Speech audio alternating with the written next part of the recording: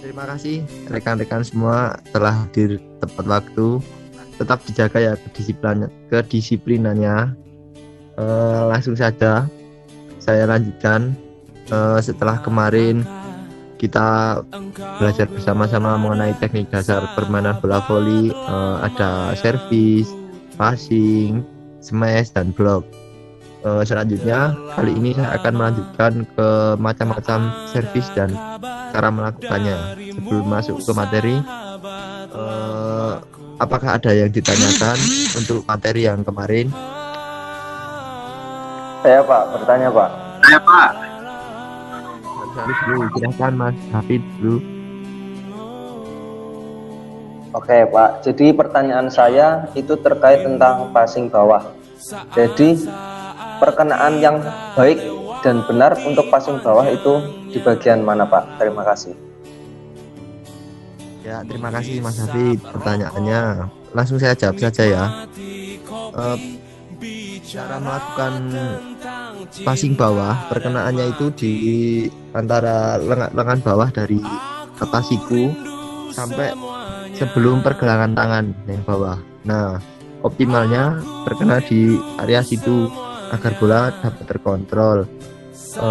Poin yang paling penting lagi ketika melakukan passing bawah, kalau bisa bolanya tepat berada di depan. Kalau berada di samping-samping nanti lebih besar kalau bola tidak terkontrol. Ya, seperti itu. Selanjutnya ada yang bertanya lagi, Mas Husni? Iya Pak, Wisni mau tanya Pak. Saya mau tanya passing atas Pak. Kalau passing atas biar nggak double itu gimana Pak? Terus biar kita mengetahui bahwa itu nggak double itu gimana Pak? Makasih Pak. Ya, pertanyaan yang bagus, makasih Mas Husni. Passing atas itu perkenaannya yang bagus, terkena lima jari itu terkena semua. Kalau sampai terjadi double itu mungkin karena bola terlalu lama berada di tangan ataupun perkenaannya itu tidak bareng antara tangan kanan dan tangan kiri jari-jarinya, jadi bola itu melintir-lintir seperti itu termasuk double. Mungkin itu terjadi karena kurang latihan. Itu. Ada yang ditanyakan lagi?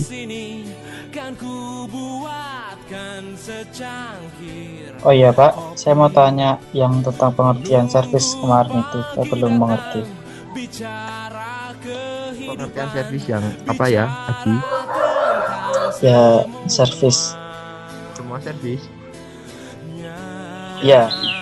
Servis itu dalam bola voli bisa dinamakan serangan pertama karena tanda memulainya permainan bola voli itu ketika servis telah dilangsungkan.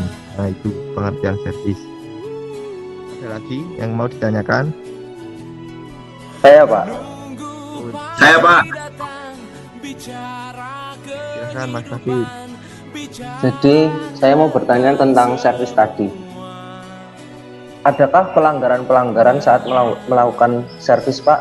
Terus kalau ada itu pelanggarannya itu gimana? Atau kesalahan yang dilakukan saat melakukan servis itu bagaimana Pak? Ya, terima kasih. Pertanyaan yang cukup bagus. Macam-macam pelanggaran ketika pelaksanaan servis itu ada satu ketika melakukan servis menginjak garis di depannya itu belakang lapangan itu persis. Yang kedua, servis itu dilakukan itu jarak waktunya itu cuma 8 detik. Jadi selama 8 detik kalau bola tidak keburu di servis itu juga pelanggaran. Kemudian servis tidak sampai, tidak masuk ke lapangan. Nah, itu mengenai bola mengenai root itu juga tidak sah. Itu ya, jadi itu ya. Terima kasih Mas Hafid. Ada yang ditanyakan lagi? Saya Pak. Saya mau tanya tentang smash Pak.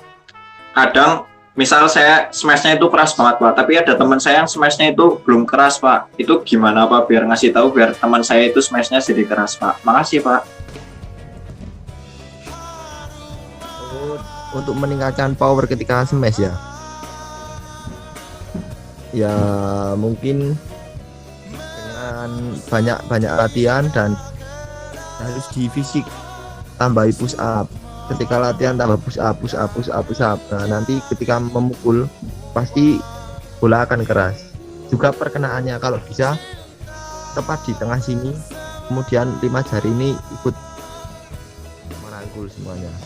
Terima kasih Mas Husni pertanyaannya. Sudah, tidak ada yang ditanyakan lagi. Oh iya Pak, untuk lompatan itu apakah berpengaruh saat smash Pak? Oh, yang dimaksud step ketika nyemes ya, nah itu Lompatan,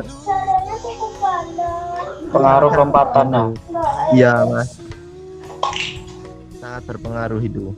Karena ketepatan ketika melakukan step saat smash, kalau kita berada di depan bola, ketika kita mau melakukan smash itu pasti kedengklek ya, kalau bahasa Jawanya kedengklak lah.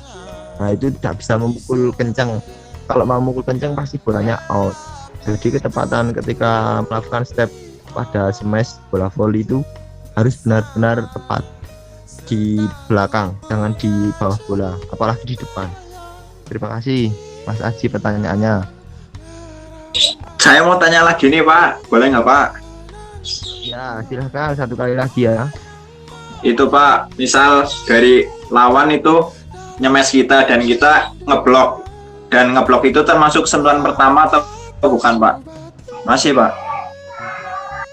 Terima kasih Mas Husni. Kalau kita melakukan blok itu tidak merupakan sentuhan pertama. Blok ya blok, bukan sentuhan pertama. Jadi ketika kita melakukan misalnya lawan nyemes, kemudian kita ngeblok, terkena sedikit tapi bola kembali masuk ke lapangan kita, nah, itu masih bisa 3 kali kesempatan lagi untuk menyentuh bola. Terima kasih pertanyaannya semuanya. Saya lanjutkan ke materi selanjutnya.